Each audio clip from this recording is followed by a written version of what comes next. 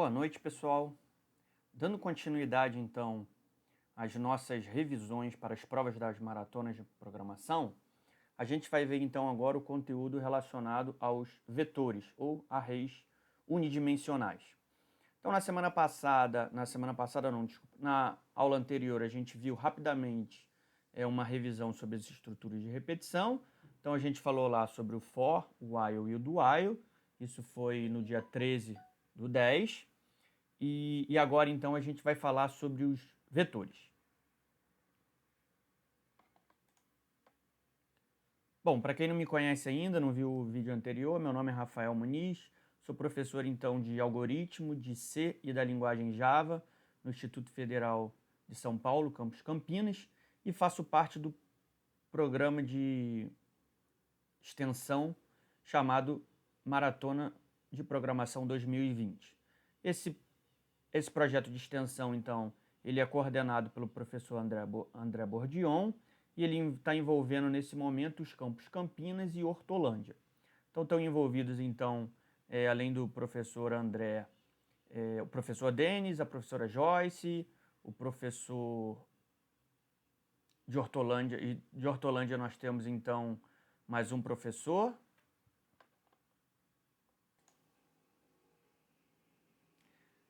De Hortolândia, então, nós temos o professor Naur. E recentemente nós tivemos, então, uma prova que também envolveu, além desses dois campos, o campus Barretos. E foi uma experiência bem legal, tudo isso oriundo desse projeto, então, de extensão. Bom, o projeto de extensão tem como aluno bolsista o Rafael Almeida. Ele, então, ajuda nas resoluções de questões, ele, então, tira dúvidas dos alunos. E ele tinha um projeto que toda semana ele publicava uma questão de maratona e deixava para os alunos praticarem, e na semana seguinte, então, ele corrigia essa questão. A gente, então, agora, como está no período de recesso, a gente resolveu, então, fazer essa revisão, só para que vocês não percam o ritmo, já que a nossa prova é no dia 29, assim que nós retornarmos do recesso. Então, vamos lá, que nessa aula, então, a gente vai falar sobre os vetores. Então, vamos só pensar num problema aqui. Até a aula de hoje, até esse momento agora, né? Se a gente fosse pensar rapidamente, se a gente tivesse que armazenar dados ou alguns valores que o usuário entrasse pelo teclado, ou então que fosse realizado através de cálculos, a gente utilizava as variáveis para isso. Então, por exemplo, se a gente tivesse no caso que armazenar, por exemplo, a nota de 40 alunos, no nosso caso, até o momento, a gente teria que criar, então, 40 variáveis. E aí a gente vai ver que existe uma estrutura de dados que ela vai resolver esse problema, que a partir dos dados de um mesmo tipo, a gente consegue armazenar como se fosse em uma única variável. Porém, ali tem uma estrutura de dados, que é chamada, então, de array unidimensional, que ele tem, então, várias posições dentro dele. Beleza? Então, fazendo um apanhado bem geral, ele faz mais ou menos isso. Então, era como se a gente tivesse uma variável, só que essa variável agora internamente ela passa a ter vários itens, várias caixinhas ou casinhas. Mas aí como é que a gente vai identificar então, já que a variável a gente só chama ela uma única vez? Cada item que é armazenado nessa variável, ele vai receber um número. E esse número então começa de 0 e vai até o número total menos 1 que você deseja armazenar. Então, no nosso exemplo, por exemplo, se você queria armazenar 40 notas, então ele vai começar do 0 e ele vai até o 39º, porque como ele está começando do 0, a gente pega o total e subtrai 1. Então, nesse caso, a variável, sei lá, nota aluno, né, ela teria 40 posições, porém, para a gente armazenar os valores, começaria do 0 e até 39, beleza? Então, basicamente é isso.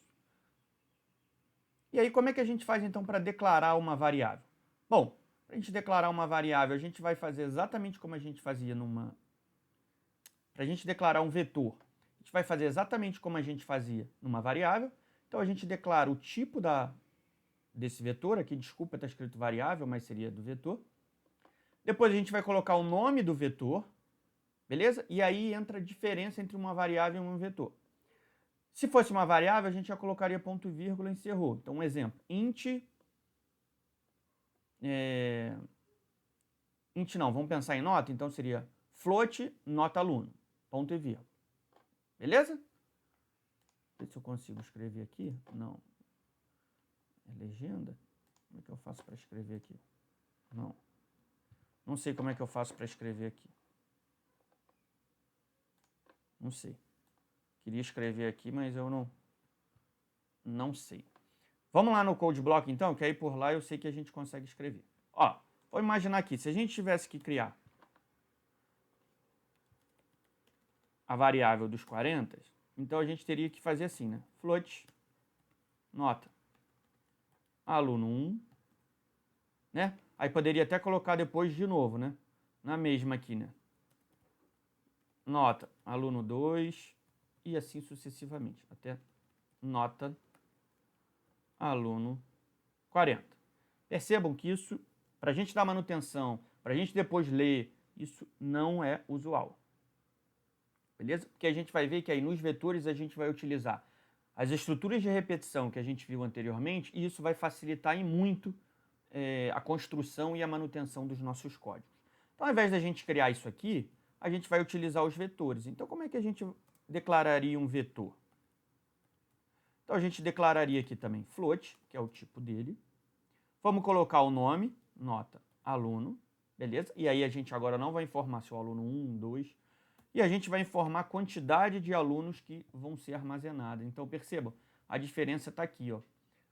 No vetor, a gente precisa, então, indicar quantas posições vão ser armazenadas naquele vetor. Beleza? Então, a gente já armazenou aqui. E aí, como é que a gente faz, então, para ler ou para escrever um vetor? A leitura e a escrita também, partindo do princípio, vai ser bem parecida com o que a gente fazia com as variáveis, porém, agora a gente vai ter que indicar a posição, ou índice. Beleza? Existe aí uma diferença, né? O índice, ele sempre começa do 0. A posição, ela vai começar do 1. Então, a posição 1 é o índice 0 e assim sucessivamente. Então, como é que a gente vai fazer aqui, ó? Então, vamos supor que eu quisesse ler do teclado e armazenar a nota do primeiro aluno. Então, como é que eu vou informar? Vou colocar nota aluno. E aí, ó, aqui dentro, eu vou informar qual é o índice que eu quero que ele armazene. Nesse caso aqui, ele vai estar guardando na primeira posição que faz referência ao índice 0. Beleza? Qual é o último? O último é o índice 39, que faz referência à posição 40. Porém, se a gente for continuar e observar aqui, a gente teria que Ctrl+C, Ctrl+V do 0 até o 39. Não é usual também fazer isso. Porque imagine que o nosso código agora tivesse que ler os alunos de toda uma universidade. Sei lá, 5.000 alunos, 20.000 alunos. E aí? Não tem como a gente criar leitura e escrita para 20.000. Então, como é que a gente faz? A gente vai utilizar uma estrutura de repetição para realizar esse controle. E como é que a gente utiliza, então, a estrutura de repetição? Então, a gente pode utilizar qualquer um. Nesse caso, eu vou utilizar o for aqui só para a gente ver como exemplo, tá? Eu vou criar aqui um int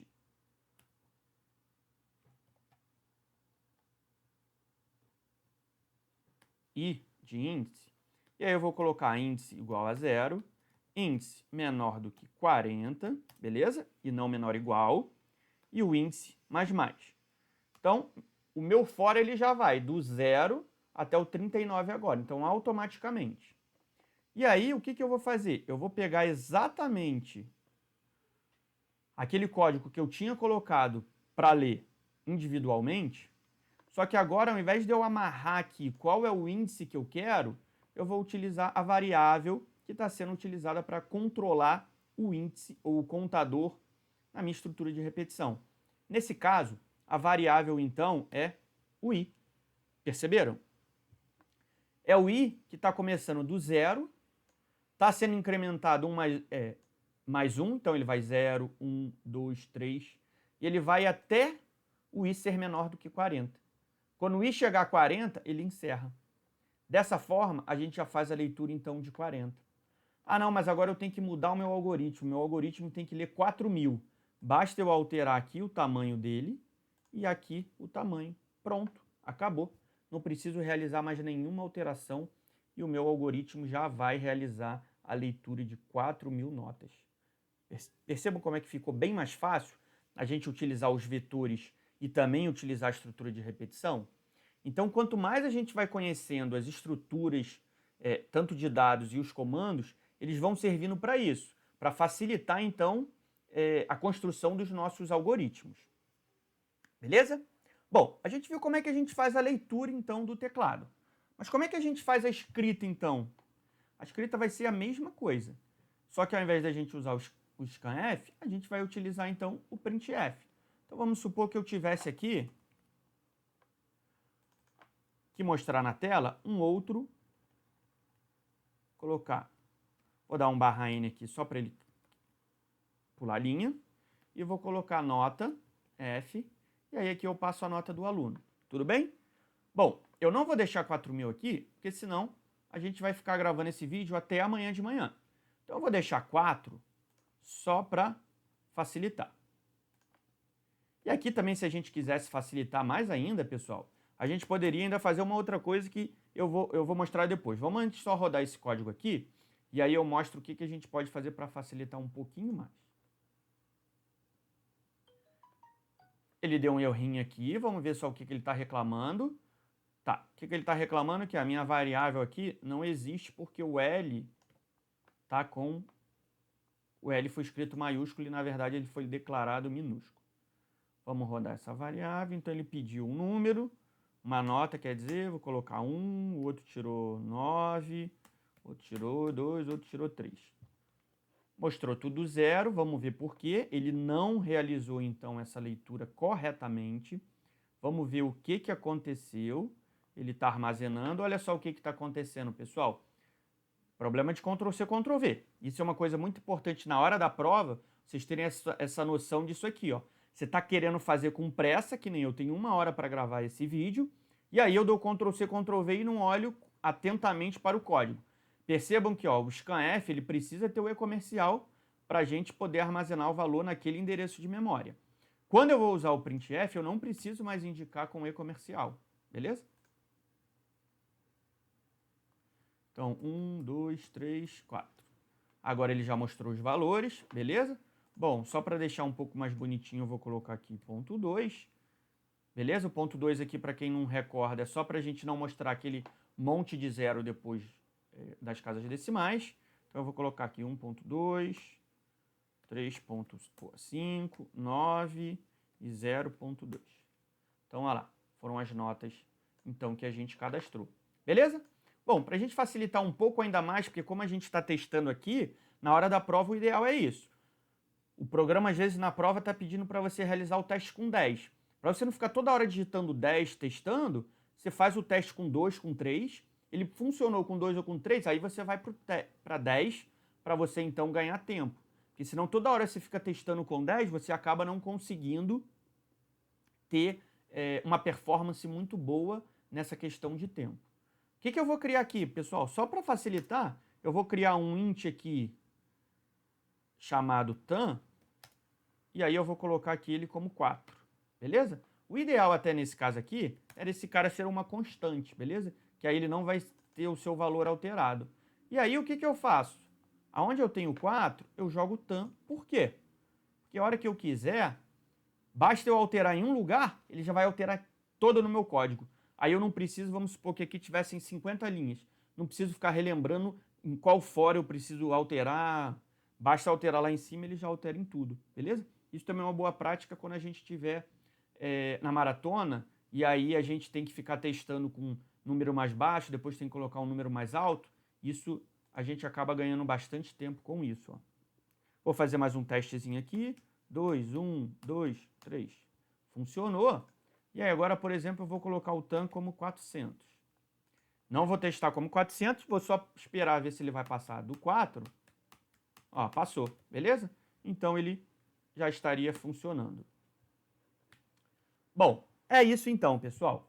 A gente já falou do conceito. O conceito de vetor e de array é isso. não tem mais o que a gente falar. Aí o array a gente pode utilizar, então, tanto para float, para int e para char, beleza?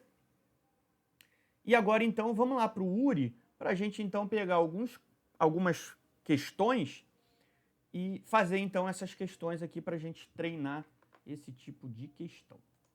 Deixa eu só limpar esse conteúdo aqui e vamos lá para o URI.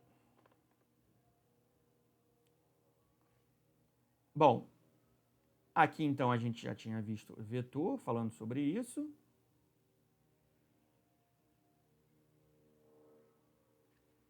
E é isso, então.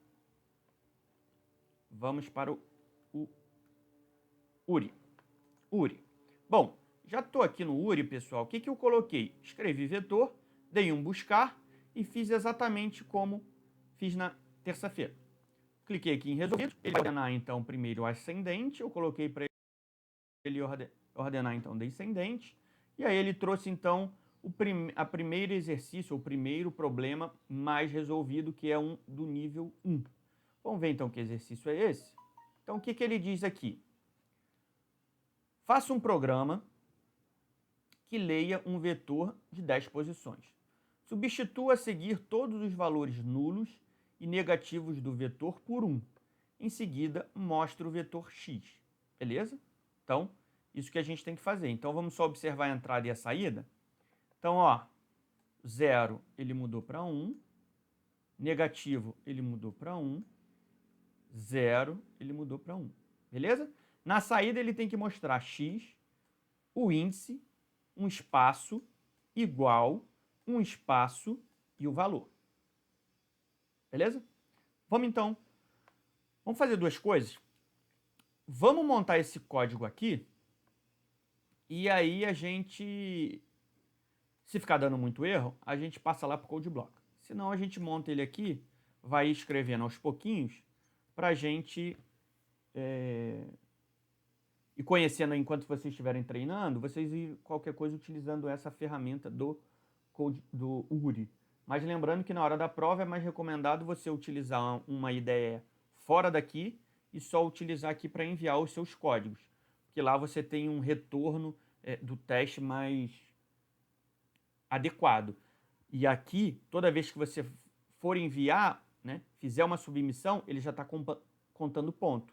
Então, se você fez uma submissão errada, esqueceu um ponto e vírgula, ele vai contar ponto. Então, o ideal é o quê? Faz lá no code block, depois você traz ele para cá. Eu só vou fazer esse aqui agora por aqui, porque na terça-feira todos eu fiz lá no code block, beleza? Só por conta disso. Então, vamos lá. Então, o que ele diz? Ele quer que você leia um vetor de x, substitua os valores nulos e negativos do... Então, beleza. Então, vamos criar aqui um vetor. Vamos criar antes as variáveis. Então, eu vou criar o int i, que eu vou utilizar, então, dentro da minha estrutura de repetição. Bom, depois disso, eu vou declarar, então, esse meu vetor, que eu vou chamar, então, de num. E eu vou declarar ele com 10 posições, que foi o que foi solicitado. E aí, até conforme eu falei para vocês, eu vou criar um tan aqui e já colocar inicialmente como 10. E só isso. Depois eu vou criar o int aqui novamente. Vou declarar num tan. Ponto e vírgula. Então, já criei as duas variáveis, uma definindo o tamanho do vetor, a outra para ser utilizada na estrutura de repetição. Já declarei o meu vetor e agora então eu vou fazer essa leitura. Então, ó, a gente vai utilizar então uma estrutura de repetição para fazer essa leitura. Então eu vou lá, ó. O índice começa do 0, o índice vai ser menor do que o tan e o índice vai ser mais. Beleza? Abro e fecho aqui. Vou dar um scanf. Percebam também que, ó, assim como o professor Denis já falou, ó, quando ele está pedindo aqui, ó, ele não está mostrando nenhuma mensagem para o usuário. Então, a gente não pode colocar.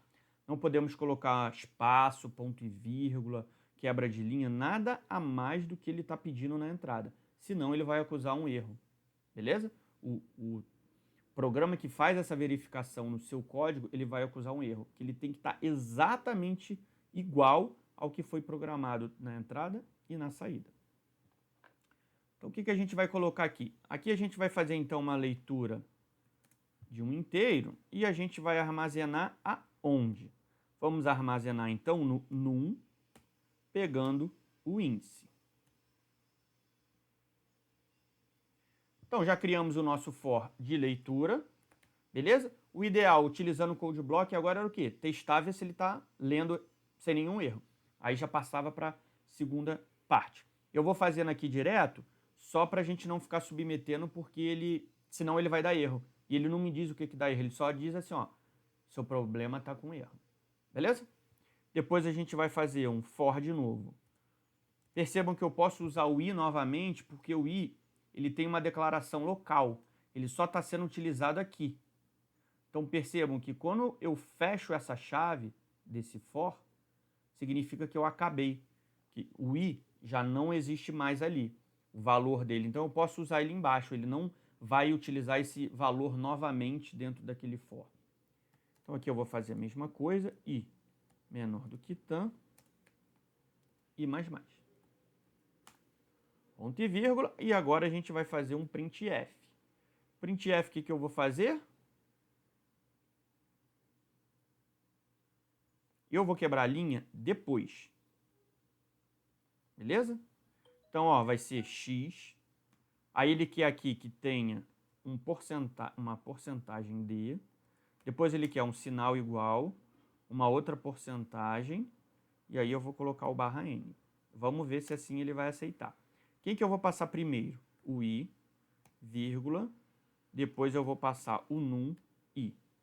Beleza? Só que a gente tem que fazer aqui uma pequena alteração, que é o quê? A gente precisa ter um if anteriormente. Então a gente tem que ter um if o quê? Se num i for menor ou igual a 0, significa que é um número negativo. Tem várias formas de fazer isso aqui, né? Eu posso ou alterar esse valor aqui. Se eu já sei que ele é, eu posso chegar aqui e dar 1. Posso criar um printf aqui, depois dar um else com outro printf. Então tem várias formas da gente resolver isso. Acho que dessa forma aqui vai resolver. Copiei esse código só para a gente testar. Coloquei na linguagem C aqui, então, o que eu quero testar. E vou dar um enviar e vamos torcer. Então, nesse momento, ele foi enviado, ele está lá na fila para ser executado. Eu vou atualizar, então, agora aqui. E ele foi aceito, ou seja, esse algoritmo está funcionando. Essa é uma questão bem fácil, né? Então, era só para a gente ter uma noção mesmo de como é que a gente funciona, de como é que funciona o algoritmo, utilizando um vetor. E aí, a gente então volta agora e vamos pegar uma questão um pouquinho mais complicada. Então, vamos voltar lá em problemas.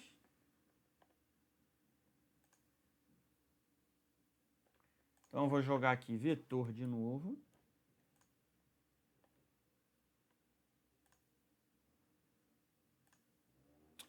Agora a gente podia tentar pegar um de um nível um pouquinho mais elevado. Então, por exemplo, vamos pegar esse aqui, o primeiro que aparece, esse menor posição, vamos ver o que ele diz. Ele vai querer que eu entre com um número...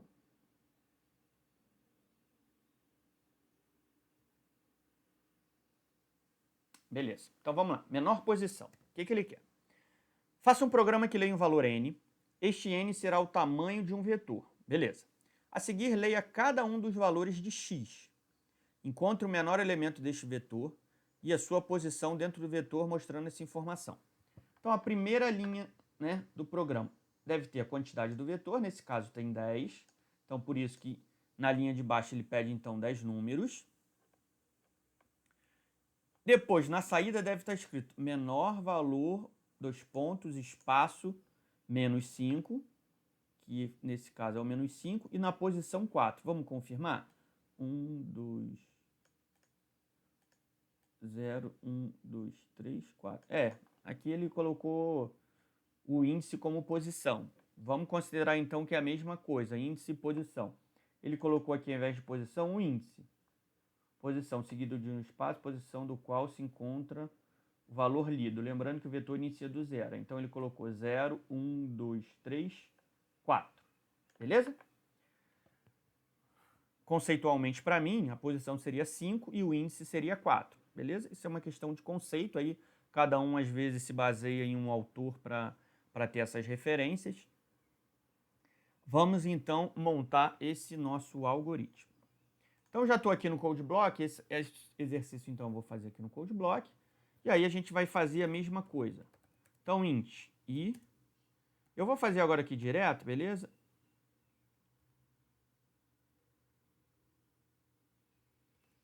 Num. A gente não vai poder declarar aqui. Int i. Beleza? Por que a gente não vai poder declarar aqui? Porque o nosso vetor vai ser informado pelo usuário. Então, a gente vai ter que criar aqui uma variável. Lembra que a gente tinha criado o tam lá? Então, eu vou criar aqui o tam também, só que agora é minúsculo. Tam maiúsculo a gente utiliza normalmente quando é uma constante. Quando é minúsculo, é uma variável. Beleza? Deixa eu só beber uma aguinha aqui.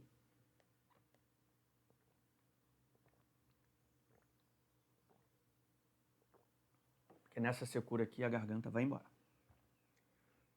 Então, o que a gente vai fazer aqui agora? A gente vai ter que pedir primeiro para o usuário digitar. A gente vai ter que pedir para o usuário. Desculpa, pessoal, deixa eu também tirar o som daqui. A gente vai ter que pedir para o usuário digitar qual o tamanho do vetor que ele quer. Então, eu vou colocar aqui tam. Nesse momento, então, ele já vai estar digitando o tamanho do vetor. Vamos testar aqui, só para a gente garantir que isso aqui está funcionando. Beleza. E aí, agora eu faço um int num tam. Então, pronto. Já temos o nosso vetor de acordo com aquele tamanho. E aí, agora a gente vai fazer exatamente aquilo. Ó. For i igual a 0, i menor que tam, i mais mais. O que eu faço agora? Scanf. Opa, aqui faltou um D, hein? D. Num i. Então, beleza. Já estou armazenando todos os valores, independente do tamanho que eu der. Se eu falar que meu vetor tem 2 posições, ou se tem 1000, 5000, ele já vai estar guardando. Beleza? Só que ele quer agora descobrir qual é o menor. A gente já pode fazer isso diretamente aqui, ou eu posso criar um outro for. Como eu acabei de ler, eu já posso fazer essa verificação. Se eu tivesse na prova, eu já faria direto aqui para ganhar tempo. Então, eu colocaria aqui, ó, menor valor, e eu criaria aqui menor posição. Beleza? Vou precisar desses dois, sim. Por mais que para recuperar depois eu só precisasse do menor, eu ainda vou precisar ter o valor para poder verificar se o que eu estou lendo é menor. Vamos só ver aqui o que ele pede, é menor valor e posição. Então é só isso que ele mostra. Beleza. Então o que a gente vai fazer agora aqui, ó? Não acabei de ler? Eu vou criar o seguinte, ó. Se o i for igual a 0, significa o seguinte, é a primeira vez que eu estou lendo. Então meu vetor ainda está vazio. Eu estou acabando de ler, colocando o primeiro valor nesse vetor. Então, o que tem na primeira posição é o menor. Beleza? Aqui, ó, ele está vazio. Li o primeiro valor. Esse é o menor, porque não tem ninguém para eu comparar com ele. Então, ele é o menor. A partir do momento que eu leio a segunda posição, aí sim eu já posso verificar qual é o menor. Porém, quando eu só tenho um, ele vai ser sempre o menor. Como é que eu sei que ele é o primeiro? verifico se o índice é igual a 0. Então, por isso que eu faço isso aqui. Beleza? E aí, depois eu posso até dar um senão aqui, senão nem precisaria. Mas vamos lá. Então, o que a gente vai fazer aqui? Se for isso, eu vou fazer menor valor é igual a num i e menor posição é igual a 0. Se não for, aí sim a gente vai ter que criar uma outra verificação. Que verificação é essa? Menor valor. Ou seja, menor valor é o seguinte, o que está armazenado na minha variável, menor, ele é maior do que eu acabei de ler agora? Então vamos só pegar um exemplo. Na primeira vez eu li o valor 5, beleza? Então estou com o valor 5 aqui guardado. Primeiro exemplo, tá? Agora eu vou ler o valor 2. Então eu vou ver o seguinte, 5 é maior do que 2? É. Então esse valor que eu li agora é o menor. Então eu tenho que atualizar o valor do menor, que está como 5, com 2. Porque entre 5 e 2, o menor é o 2. Beleza? Vamos ver, fazer um outro teste. 5 é o primeiro valor. Agora eu li o valor 7. 7 é maior do que 5? 7 é maior do que 5? É, desculpa. 7 é maior do que 5? É. Então eu não vou fazer essa atualização, beleza? Porque o que eu acabei de ler agora é menor do que o que está lá na variável. Beleza? Foi? Eu também não lembro aqui porque eu tô meio... Qualquer coisa, volta um pouquinho aí e vê se você entendeu o que eu falei. O que eu quis dizer é o seguinte, você tem o 5 lá, li o 7. 7 é maior do que 5? Sim. Então eu não vou fazer atualização. 3 é maior do que 5? Não. Então eu vou fazer atualização. Beleza?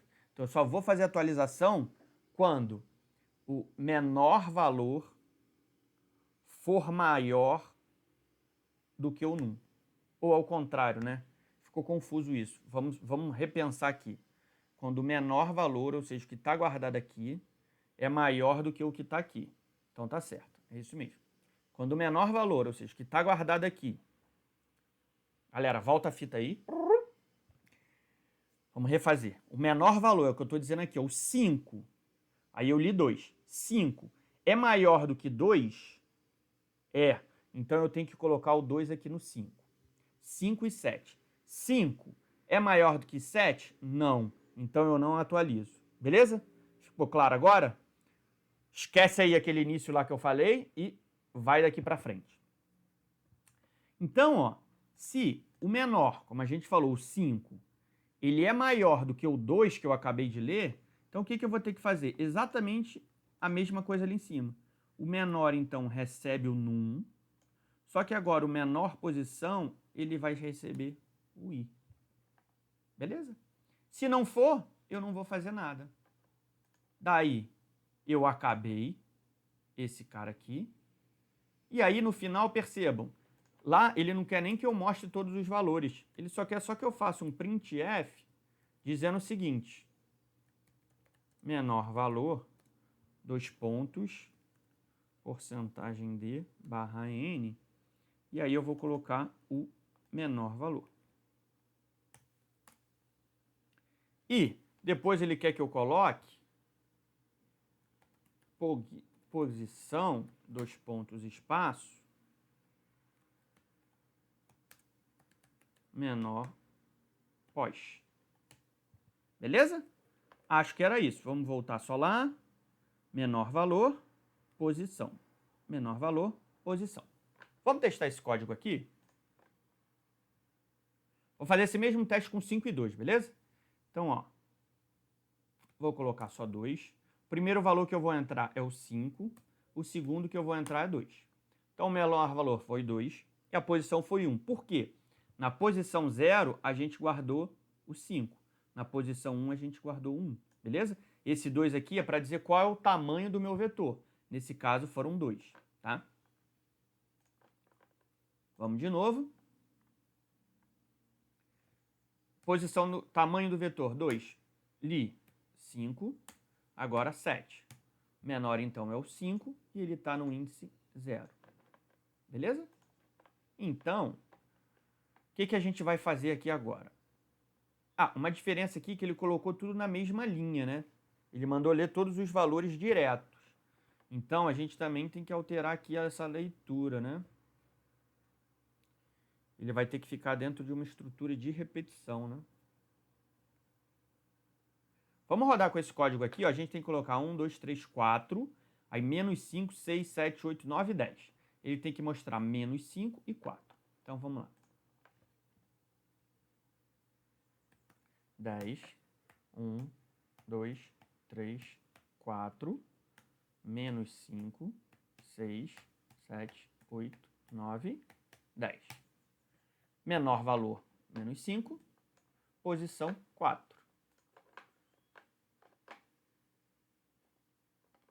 Opa. Menor valor, menos 5, posição 4. Beleza? Funcionou. Eu só acho que ele vai dar erro relacionado a essa questão de estar na mesma linha ou estar pulando.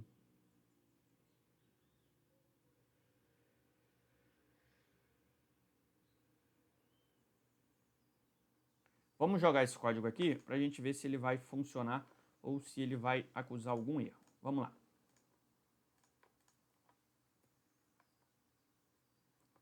Então, colei ele aqui, vou enviar.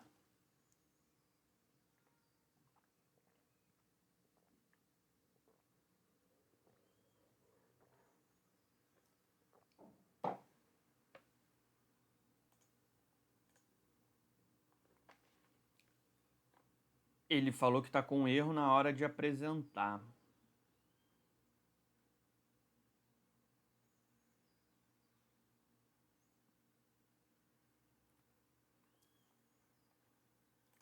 Será que eu tenho que dar um /n aqui? Não sei. Será que é um espaço? Vamos só ver aqui. Vamos voltar, editar. Vamos voltar aqui. Não, aqui não parece ter espaço, não. Aqui parece ter um... Aqui também não tem espaço, não. Então, quebra a linha.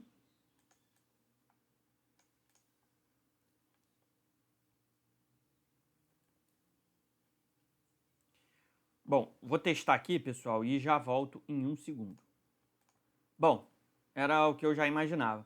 Ele está pedindo no final para a gente colocar uma quebra de linha aqui, ó, um /n, tá vendo? E aí ele aceitou o código, ó. Beleza? Então era basicamente só essa quebra de linha. Bom, mais um exercício ainda, a gente ainda tem então um tempinho. Vamos então pegar um outro exercício. Vamos lá voltar, problemas, buscar. Vetor. Então a gente já fez um de nível 1, um de nível 3. Vetores só tem isso? Ou será que é vetores? Não, só tem isso mesmo. Vetor, vamos lá, resolvido.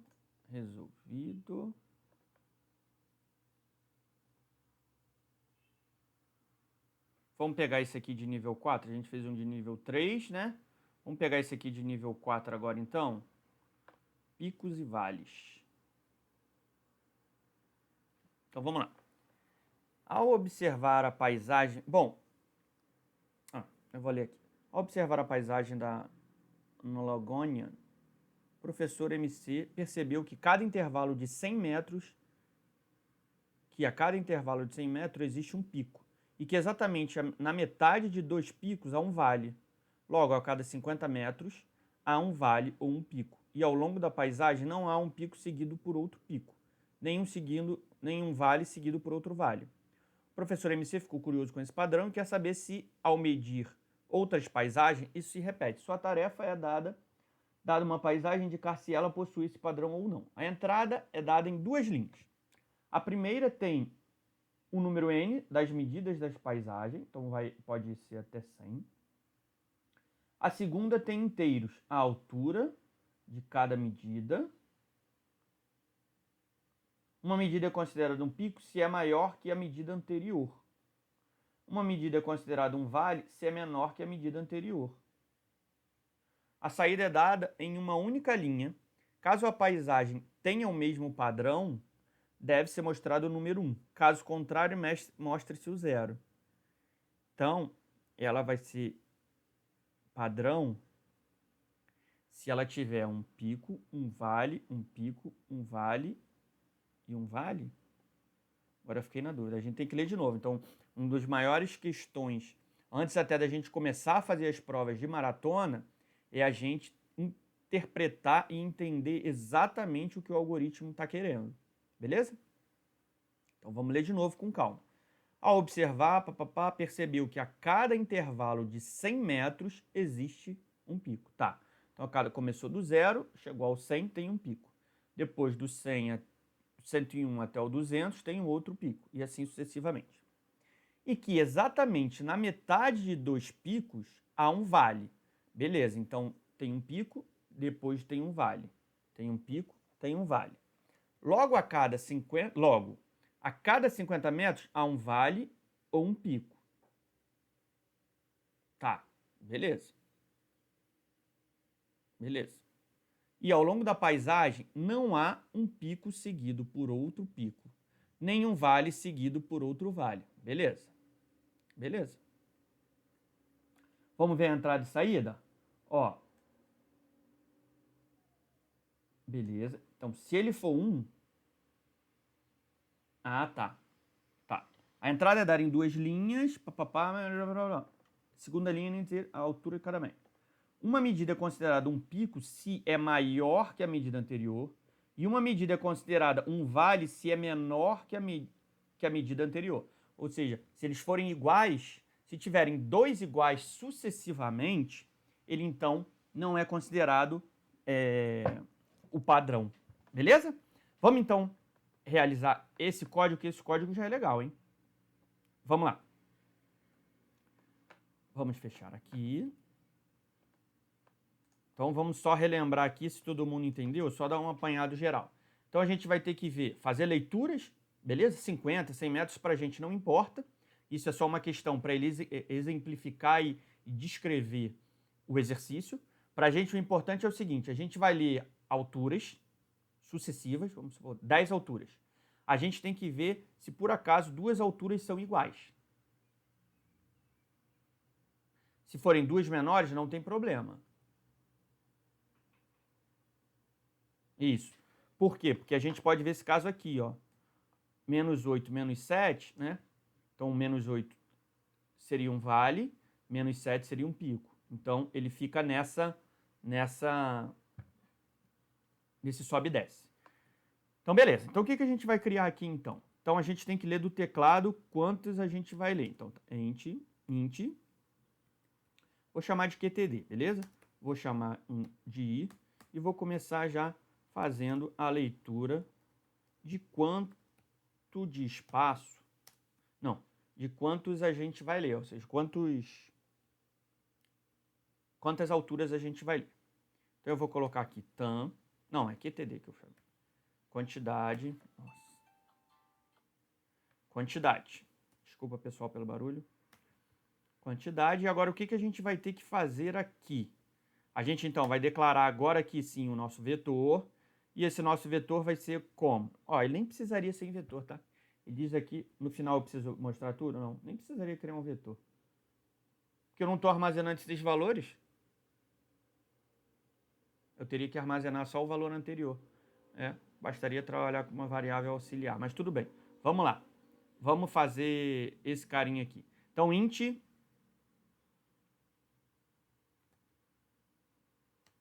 altura QTD. Beleza? Então, eu já tenho aqui a altura, então eu já li quantas eu quero. E aí, agora eu vou ler, então, for i igual o índice igual a 0, índice menor do que QTD. Vamos chamar de tan, né? A gente estava com tan já ali na cabeça. Mudar a variável, não. Tan. Depois i mais mais. Então, beleza. Fizemos aqui essa leitura. Agora a gente vai fazer, então, a leitura.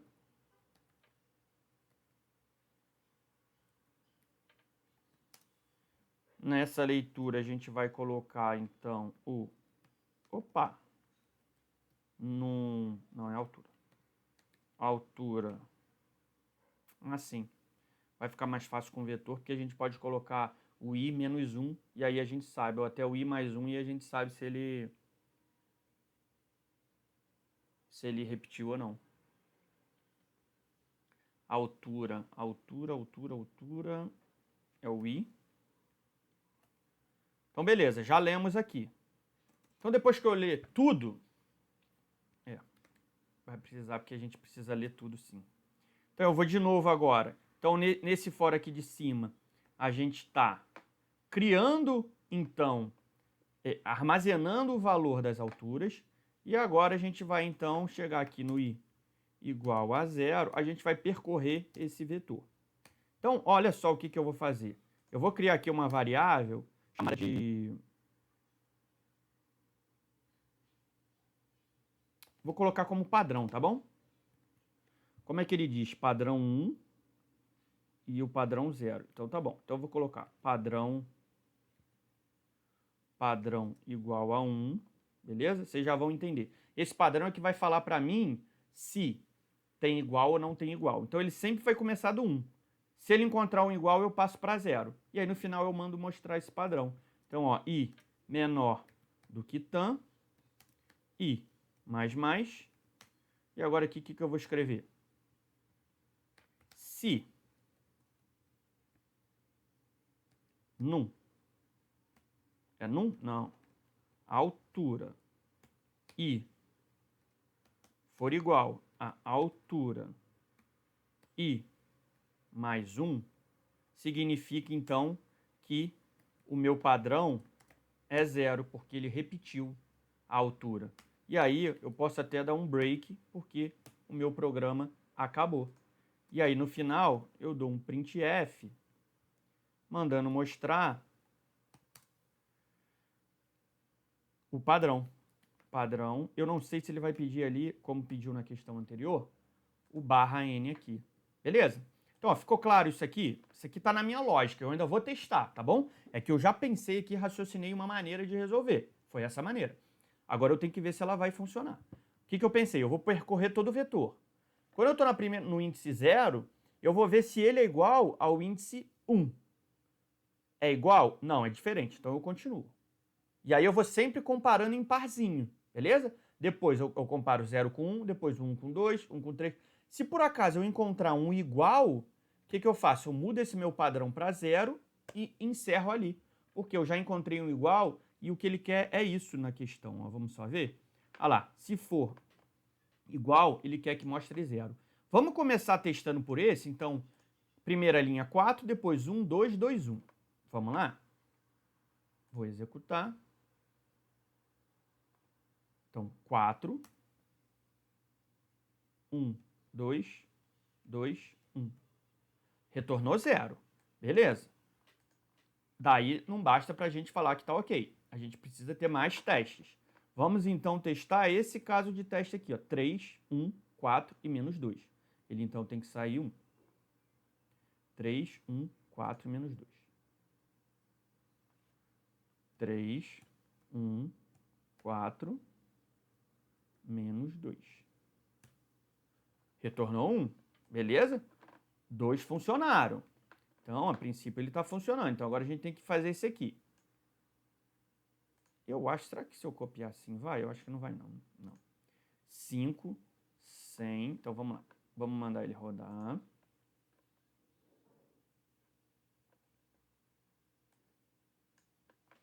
5, 100, 100, 112. Não, 99. Já ferrou. Tem que seguir exatamente o que ele manda. Vamos fazer melhor? Ele já testou em 2. Eu acho que ele vai rodar. Vou dar um Ctrl+C nesse cara. E vou só colocar o /n aqui para ver se ele vai pedir realmente o /n no final. Então, eu vou chegar aqui no meu código. Vou colar esse código. Coloco então na linguagem C que eu quero. E vamos mandar executar.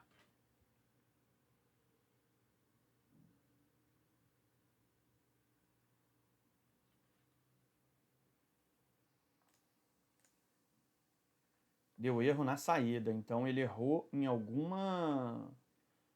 Foi erro na hora de...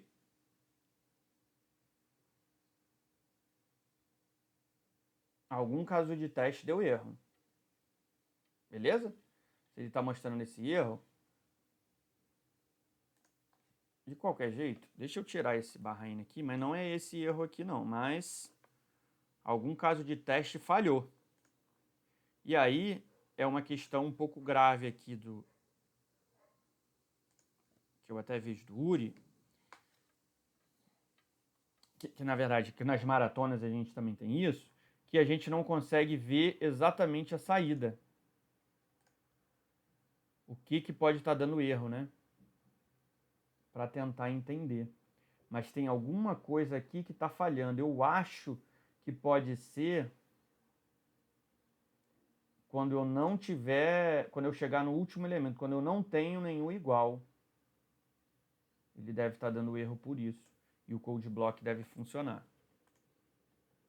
O que significa isso? Eu estou pensando alto aqui, de repente vocês não pegaram.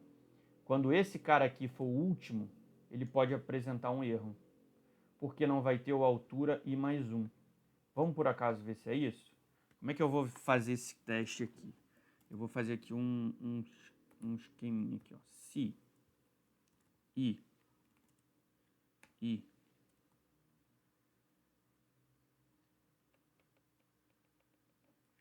for igual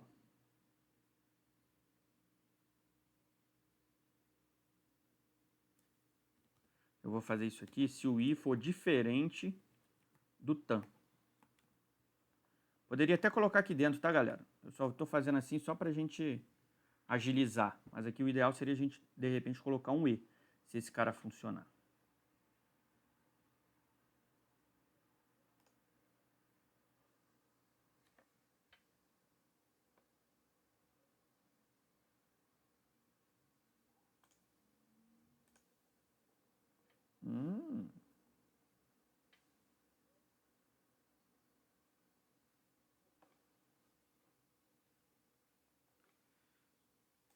Deixa eu ver aqui se eu consigo...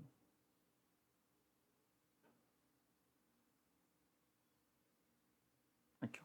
Sua solução não apresenta o resultado esperado para todos os casos de teste do juiz. Lembre-se que seu programa também é testado com outras entradas além das fornecidas na descrição. Porém, sempre a restrição. O valor mostrado junto à resposta indica o quanto por cento sua saída está diferente do esperado. Por exemplo, se sua submissão retornou 90, significa que sua saída está 90% diferente da saída. Note também que o valor mostrado da porcentagem foi arredondado para a dezena superior. Isso diverge, pode ir a utilizar visualizar 10. Então, está dizendo que 30%. Vamos supor, se ele tiver 10 casos de teste, 3 ali ele não está passando. Vamos ter que voltar e parar aí com calminha para tentar entender. Porque nos casos de teste ali, vamos testar com aquele outro caso de teste também que tem ali, só para a gente matar essa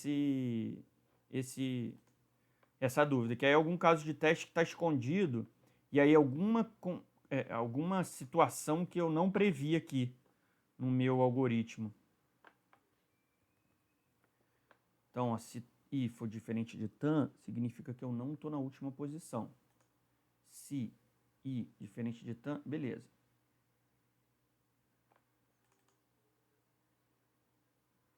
Se eu só tiver um, se eu tiver dois, beleza.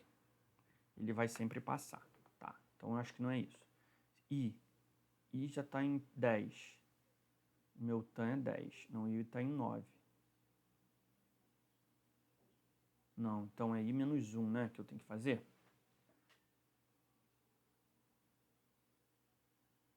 É.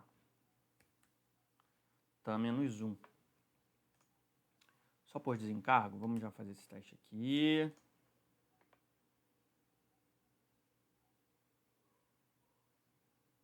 Que o TAM menos 1. Aí ele vai pegar o... Não. Então vamos testar, galera. Temos ainda aí uns 5 minutinhos. Ah, vamos rodar ele aqui pra gente... O que a gente faz? A gente testa com os outros. Vamos lá, editar. Então vamos lá, 3, 1, 4, 2. Deixa Deixa eu ver se assim ele vai, mas acho que não vai não. Acho que eu tenho que colocar ele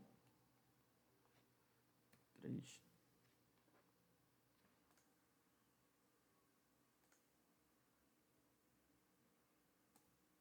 Não vai.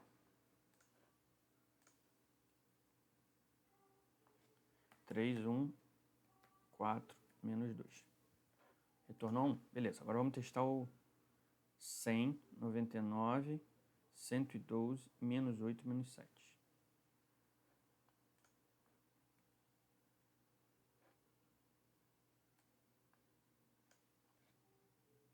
5, 100, 99, 112, menos 8, menos 7. 1. Também retornou certo. Não. De errado, não era isso que eu queria.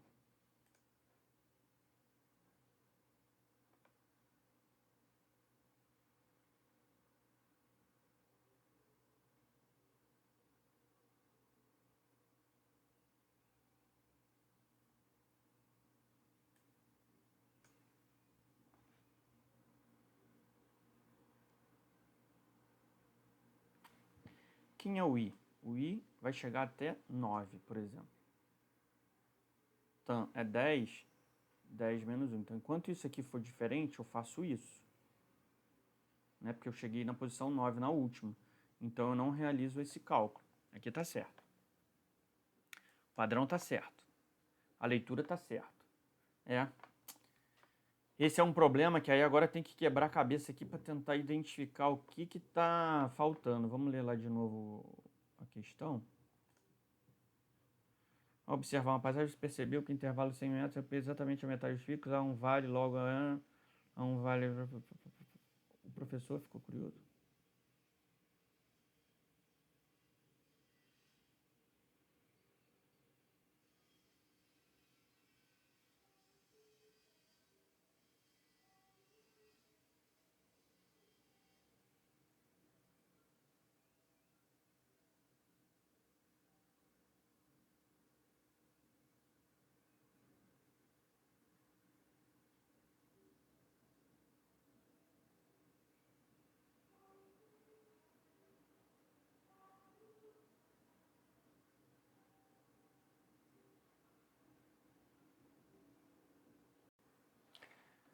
De volta, pessoal, depois de quase 20 minutos, uma parada para beber água, um telefonema e quebrar muito a cabeça aqui no algoritmo, que o algoritmo que eu tinha montado não estava certo, né?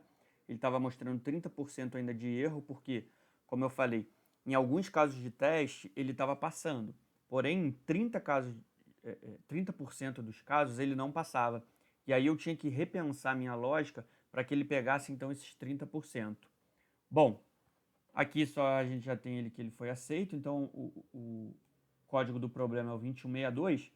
E como a gente já está encerrando essa aula de hoje, eu vou deixar o restante para vocês então praticarem e tentar quebrar a cabeça aí, como eu fiz aqui usando papel, tentar quebrar a cabeça para descobrir como é que você monta o algoritmo para que ele faça isso. Beleza?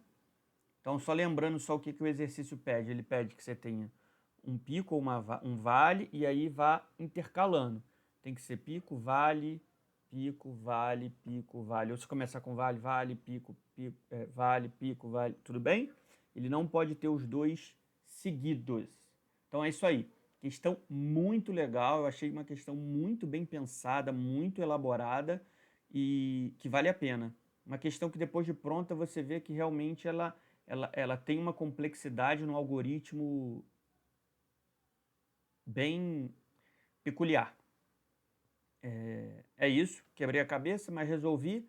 Então, fico aí no aguardo de vocês para qualquer dúvida, para saber então a resolução, ou para ver o que vocês ainda estão errando no exercício. E lembrando que eu achei uma solução. Provavelmente o criador dessa questão ele tem uma outra solução. E as outras 400 pessoas só que resolveram essa questão também têm outras soluções. Então, não é que a minha solução seja melhor, até porque tem algumas coisas ali que não ficaram tão legais assim, ficaram um pouco uma gambiarrinha, mas a gente conseguiu resolver essa questão. Beleza?